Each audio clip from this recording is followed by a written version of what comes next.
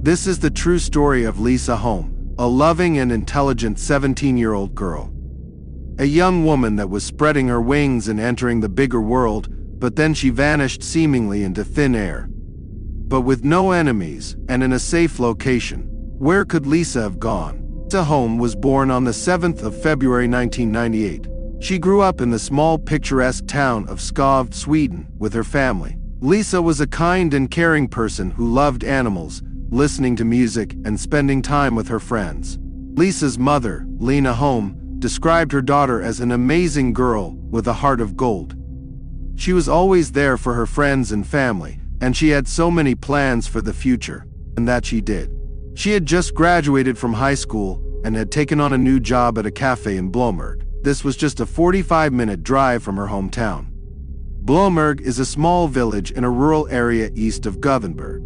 It was just a stopgap, a summer job before she went on to study social sciences. As a present for graduating and to get her to her new job, her father had bought her a moped to give her some independence. The world was opening up to 17-year-old Lisa. I remember being her age, and it really is the most exciting time you'll ever have.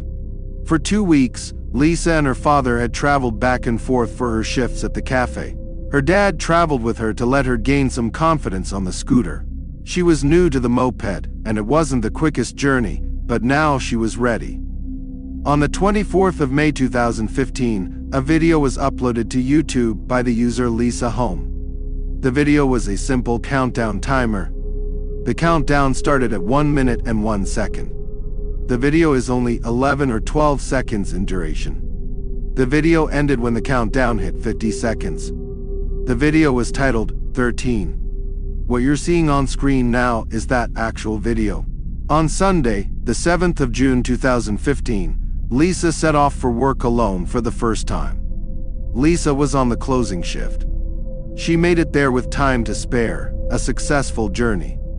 Her shift went on as was to be expected. She laughed with customers, she chatted with her colleagues, but generally speaking, the day was uneventful. Lisa and her colleagues began to close up.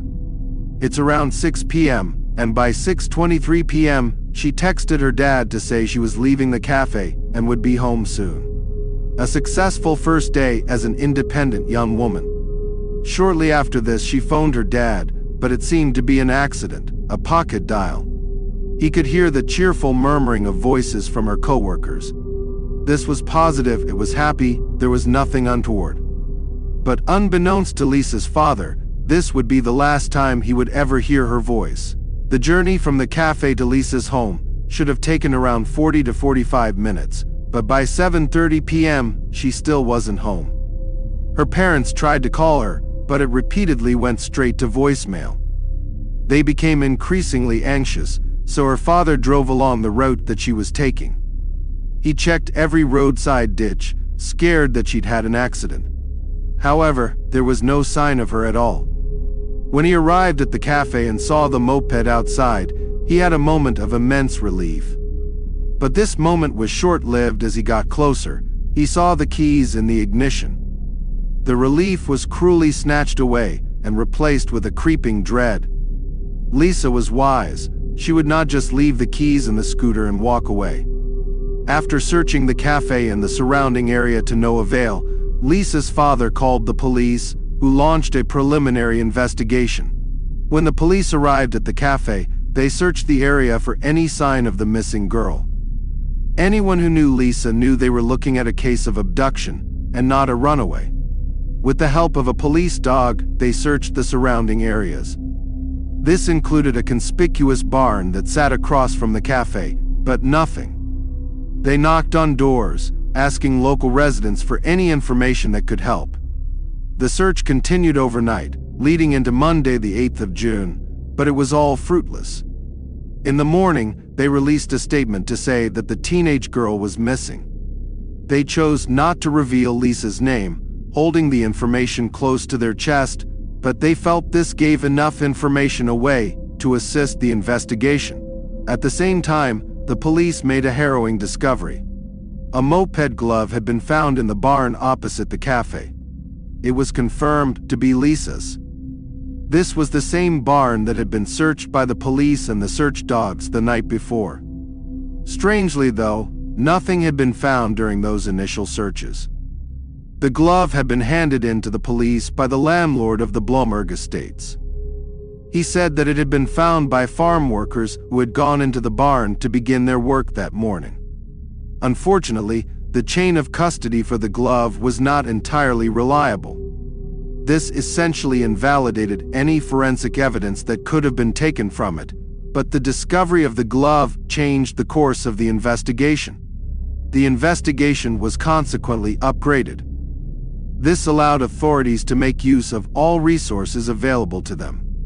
This meant more officers, larger search parties, and more manpower. Officers established a command center at Kelby Sports Ground near the cafe, and quickly more traces of Lisa were discovered. A few hundred meters south, officers found what appeared to be the contents of her pockets: a mobile phone case, 2 old receipts, a used metro ticket, and a smashed mobile phone screen. With some solid progress finally coming, all the items were identified as Lisa's by her parents. These items were found on a small gravel road off the beaten track. If you weren't a local, you probably wouldn't even know that the path existed. The discovery of the smashed mobile phone confirmed the police's worst fears. One of the first ports of call was to trace the teenager's movements using her cell phone. But when they triangulated her phone on the day of her disappearance, they reached a dead end. Lisa's last known location was at the cafe, but there was no activity after she left. This told investigators that she may have been told to switch off her mobile, or, more concerningly, it was taken from her so that the captor could destroy it. With the smashed screen found, things weren't looking too good. Lisa's family, friends, and 2 colleagues were interviewed, but no new leads were found. Lisa was just a normal 17-year-old girl from a small town. There was simply no one that anyone could think of that would want to do her any harm. On the very next day, Tuesday the 9th of June, more evidence was found: her driver's license and house keys. But still no Lisa, and no indication of where she could be. The search teams emptied mineral wells, they scoured buildings, and waded through farmlands, all in the hopes of finding anything that could point them in the right direction. But time was quickly running out. The chances of someone being returned home safely were exponentially lessening as the days drew on. The police and the family made the call to release Lisa's identity to the public on Wednesday the 10th of June. After this press conference, almost 1,000 people flocked from across Sweden to help aid the search. To this day, this search party for Lisa is the largest Sweden has ever seen. With the extra manpower, the search parties began to go back over places that they'd already searched. One of these places was the barn. During yet another search of the barn, investigators found one of Lisa's earrings near the entrance. Police narrowed in on the barn, and forensic teams were brought in to obtain as much information as possible. A radius around the cafe, including nearby farms and residences. Searches reached a property called Martorp Farm, which sat a few kilometers from the cafe. While they were there, 2 men turned up in a car. They claimed that the farm had already been examined and not to waste their time. But something didn't seem right. The volunteers were suspicious and decided they should call it in to the police when law enforcement arrived. They continued to hunt, and soon they found Lisa's helmet, jackets, and earphones hidden under the twigs and foliage. Nearby was an old wooden trailer or workshed that looked like it had been recently accessed. The long grass leading up to it was flattened or pushed down. As they entered, the unmistakable smell of death hit them in the face. Inside, there were benches and lockers like an old changing room. The lockers were closed except one that was full of old clothes. They then opened every locker, but they found nothing. They then looked more closely at the locker stuffed with clothes. In that cramped, narrow space, they realized they weren't looking simply at clothing. Instead, they had found Lisa stuffed into the locker, no longer breathing. She was only half dressed and had a rope around her neck. Duct tape was over her mouth and her nose. On Friday, the 12th of June, the police stormed the house at Martrup Farm. They arrested a 25-year-old man, his wife, and his brother, Nira Juice Belavikas, his brother Ivaris, and Nira Juice's wife. The Lithuanian brothers worked as laborers on Martrup Farm and also in the barn, and they acted as alibis for each other. The barn was inspected once again amid growing criticism that the police had not been thorough enough. This barn wasn't just one wide open space. There were several rooms, including an office and a milking room. The office had a large window with a clear view of the cafe. From it, anyone in there could see young waitresses coming in and out, serving customers. In that office was evidence of self-gratification on the wall by the window. Stains, if you will. After these stains were tested for DNA, they were found to be a positive match for Nira Juice. Disturbingly, Lisa's co-workers in the cafe later recalled seeing one or both of the brothers staring at them from that window. In the milking room, there was a pipe sticking out of the wall with a rope on it. This later tested positive for Lisa's DNA. This is where she is thought to have taken her final breaths. Police now piece together the gruesome timeline. Nira Juice pulled up in the car just as Lisa was getting on her moped. It is likely that he grabbed her around, dragged her into the barn to silence her, and used duct tape. He then suspended her from a pipe in the milking room. The attack was most likely carnally motivated. Although an autopsy determined that Lisa hadn't been violated, male fluids were found on all of her clothes and in the barn. Investigators believed that Nira Juice had gotten so aroused that he gratified himself as Lisa was taking her final breaths. He then took her body to the trailer on Martrup Farm and put her in the locker, disposing of her belongings along the way. It was a senseless attack and an even more senseless disposal. However, his alibis were concrete.